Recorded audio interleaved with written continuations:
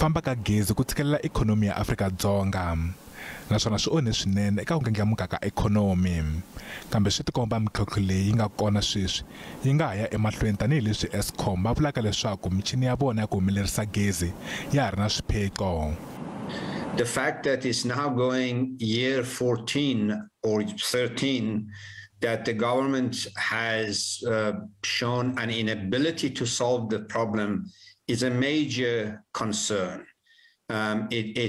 It undermines the citizen confidence, it undermines the credibility of government, their competence, and it's not good for either citizen or for the investors, be they local, be they foreign. It's very, very difficult to plan businesses and run when you don't know when and how the disruption is going to happen.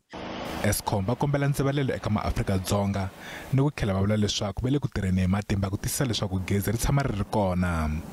We wish to issue an apology to the country for the load shedding that we unavoidably have to impose in order to prevent a much greater inconvenience and risk of a total system blackout.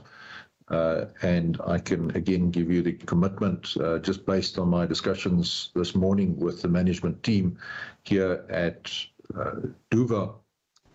Our teams are really engaged and motivated. They understand what the implications are for the country, for the economy, and they are working hard to bring those units back.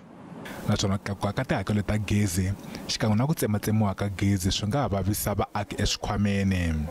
Vativi va ikhonomi va vula leswaku tihakelo ku angarhela ti le henhla eka vaxavi naswona swa va onhela. Consumers get a double whammy. First, price of energy goes up. Second, inflation goes up, and followed by rising interest rate, which again complicates the cost of living. Eskom va ri va le ku tekeni ka magoza ya ku tiyisisa leswaku tiko ri nga tikumi ri nga ri na gezi xikan'we hinkwaro. Va vula leswaku va na makungu ya ku tiyisisa leswaku gezi ri va kona etikweni kambe va pfumela leswaku a swo tshembisa ngopfu.